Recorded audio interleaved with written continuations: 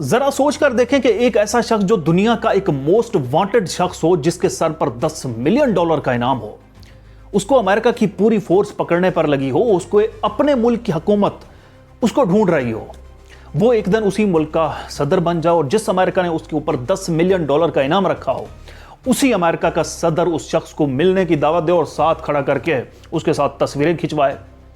یہ کوئی کہانی نہیں ہے، بلکہ یہ حقیقت ہے۔ آخر کیسے ہوا یہ سب؟ ایک موسٹ وانٹڈ دہشت گرد صدر کیسے بن گیا؟ آئیے جانتے ہیں آج کی ویڈیو میں احمد الشراح المعروف ابو محمد الجولانی کی حیران کن کہانی۔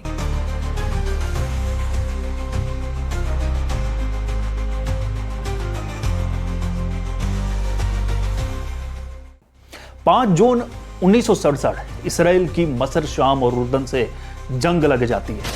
یہ لڑائی 5 دن چلتی ہے، جس کا نتیجہ یہ نکلتا ہے کہ اسرائیل شام کی گولان پہاڑیوں پر قبضہ کر لیتا ہے، کیونکہ اس کا ماننا ہوتا ہے کہ شام انہی پہاڑیوں سے اسرائیل پر اکثر فائرنگ اور گولے مارتا ہے۔ گولان پہاڑیوں پر اسرائیل قبضے کے بعد گولان میں رہنے والے شامی باشندوں کی نقل مکانی ہو جاتی ہے، کیونکہ اسرائیل نے واضح کہہ دیا تھا بھائی یہاں سے تمام شامی لوگ اب کہیں اور منتقل ہو جائیں۔ انہی لوگوں میں ایک شخص تھا جس کا نام تھا حسین الشراح۔ یہ اپنے خاندان کو لے کر سعودی عرب ہجرت کر جاتا ہے اور سعودی عرب کے دارالحکومت ریاض میں کرائے کے ایک چھوٹے سے گھر میں رہنا شروع کرتا ہے۔ یہ گھر ایک کچی مٹی اور پتھروں کا بنا تھا، جس میں ایک طویل عرصہ رہائش رکھی جاتی ہے۔ بالآخر 29 اکتوبر 1982 کا دن آتا ہے جب حسین الشراح کے گھر ایک بیٹے کی پیدائش ہوتی ہے، جس کا نام احمد الشراح رکھا جاتا ہے۔ ننھا منا احمد جب دارالحکومت ریاض کی گلیوں میں شرارتیں کرتا ہوگا تو کسے معلوم ہوگا کہ یہ موسٹ وانٹڈ دہشت گرد بنے گا، یا یہی بچہ ایک دن شام کا صدر بن جائے گا۔ احمد کے والد حسین الشراح ایک سخت گیر عرب روایت کے حامل تھے۔ وہ احمد کو بتایا کرتے تھے کہ کیسے اسرائیل نے ان کے گھر یعنی گولان کی پہاڑیوں پر قبضہ کر لیا تھا اور ہم بے گھر ہو گئے تھے۔ احمد کے بچپن کا ایک مشہور واقعہ ہے جب وہ اپنا پہلا قتل صرف 5 سال کی عمر میں کرتا ہے۔ وہ 5 سال کی عمر میں ایک بلی کو چاقو مار کے پیٹ پھاڑ دیتا ہے، کیونکہ اس بلی نے 2 دن پہلے اس روٹی کا ٹکڑا کچھ ایسے چھینا تھا کہ اس کے پنجے نے احمد کا ہاتھ زخمی کر دیا تھا۔ اس سے معلوم ہوتا ہے کہ وہ بچپن سے بہت غصیلا یا اپنے ساتھ زیادتی کا بدلہ لینے والا بن رہا تھا۔ 80 کی دہائی کے آخر تک خاندان پورا دمشق واپس آ گیا، جہاں احمد نے اپنی جوانی گزاری۔ ان کے جاننے والوں کے مطابق نوجوان احمد خاموش، شرمیلا اور مطالعہ پسند تھا۔ ہم جماعتوں نے اسے غیر معمولی قرار دیا۔ اکثر موٹی اینک پہنے اور خود میں رہنے والا اسے دیکھا گیا، لیکن اس پر پرسکون ظاہری شکل کے پیچھے ایک تیز دماغ تھا۔ حسام جزمتی اور سمانح حیات کے مطابق وہ ہیرا پھیری سے ذہین اور سماجی طور پر انٹروورٹ تھے۔ یہ خصوصیات بعد میں ان کی زندگی میں بہت اہم ثابت بھی ہوئیں۔ احمد نے دمشق یونیورسٹی میں صحافت کی تعلیم شروع کی، لیکن وہ اپنی ڈگری مکمل نہیں کر سکے۔ کیونکہ 2003 میں جب وہ 21 سال کے تھے، عالمی منظر نامہ ہی بدل جاتا ہے۔ امریکہ نے عراق پر حملہ کیا اور اس جنگ نے احمد الشراح کی زندگی کا رخ ہی بدل دیا۔ عراق جنگ ایک عالمی موڑ تھی اور احمد الشراح کے لیے ایک ذاتی موڑ بھی تھا۔ وہ اپنی تعلیم چھوڑ کر عراق چلے گئے، جہاں وہ القاعدہ فی العراق میں شامل ہو گئے، جو اس وقت ابو مصعب الزرقاوی کی قیادت میں تھی۔ ویسے یہ وہی گروپ تھا جو بعد میں دولت اسلامیہ یعنی داعش کے طور پر ابھرا۔ احمد نے ابو محمد الجولانی کا نام اپنایا، جو شام کے گولان ہائٹس کے ایک علاقے کی وجہ سے متاثر ہوا تھا۔ جولانی جلد ہی القاعدہ کے رہنماؤں کی توجہ کا مرکز بن گئے۔ ان کی تنظیموں، صلاحیتوں اور حکمت عملی کی سمجھ نے انہیں ایک اہم شخصیت بنا دیا۔ لیکن 2006 میں امریکی فوج نے انہیں پکڑ کر جیل میں ڈال دیا اور وہ 5 سال تک کیمپ بوکا جیل میں رہے۔ یہ ایک اس طرح کے جہادیوں کی یونیورسٹی بن گئی تھی، جہاں جولانی نے مستقبل کے داعش رہنماؤں جیسے ابو بکر البغدادی سے ملاقات کی اور مستقبل کے جہادی کارروائیوں پر خوب پلاننگ کی۔ جب 2011 میں شامی خانہ جنگی شروع ہوئی، جسے عام طور پر عرب بہار کی تحریک بھی کہا جاتا ہے، تو اس وقت جولانی اور بغدادی دونوں کو رہا کر دیا گیا۔ احمد الشراح یعنی ابو محمد الجولانی داعش کے رہنما ابو بکر بغدادی سے کافی متاثر ہو گئے اور شام واپس آئے تاکہ بغدادی کی ہدایت پر مطابق شام میں داعش کی بنیاد رکھی جائے۔ چنانچہ احمد الشراح نے شام میں جبہت النصرہ کی بنیاد رکھی اور کہا کہ یہ داعش کی شامی برانچ ہے جس کا اصل مقصد بشار الاسد کی حکومت کے خلاف جہاد کرنا ہوگا۔ جولانی کی قیادت میں جبہت النصرہ تیزی سے ایک طاقتور گروپ بن گیا۔ انہوں نے شام کے بڑے شہروں میں حملے کیے اور علاقوں پر قبضہ کیا، لیکن 2013 میں جولانی اور داعش کے رہنما ابو بکر البغدادی کے درمیان اختلافات پیدا ہو گئے۔ جولانی نے داعش کے ساتھ الحاق سے انکار کر دیا اور اپنی نئی وفاداریاں القاعدہ کے ساتھ برقرار رکھی۔ یہ ایک اہم لمحہ تھا کیونکہ اس نے جولانی کے آزادانہ سوچ کی ظاہریات ظاہر کی تھی۔ وہ کسی کے نیچے یا کسی کے حکم پر اب کام کرنا نہیں چاہتے تھے۔ پھر 2013 آتا ہے جب احمد الشرع یعنی ابو محمد جولانی کو امریکی دفتر خارجہ ایک عالمی دہشت گرد قرار دے کر اس کے سر پر $10 ملین کا انعام رکھ دیتا ہے۔ یہ جو بھی اس کی انفارمیشن دے گا یا پکڑ کر دے گا اس کے لیے بھاری رقم دی جائے گی۔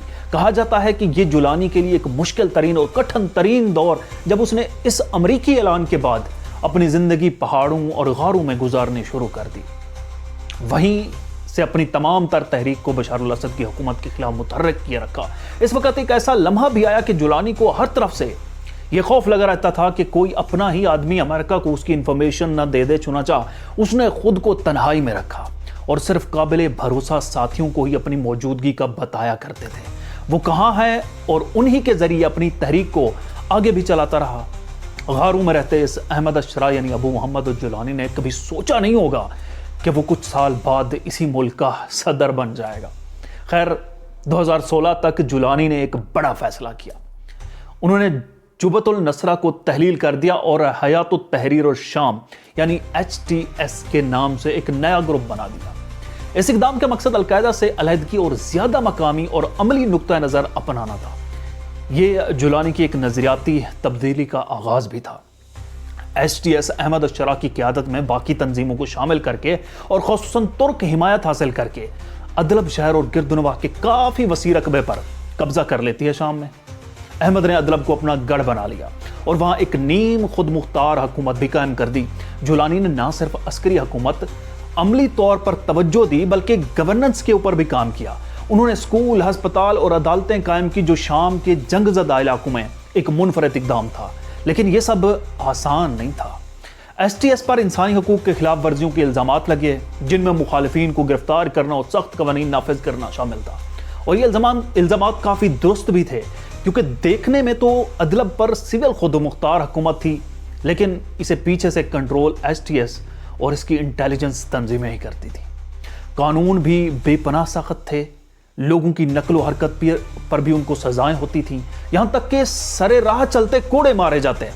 ٹیکس کا نظام بھی بہت سخت ہو گیا کہ روٹی کے اوپر بھی ٹیکس لگایا۔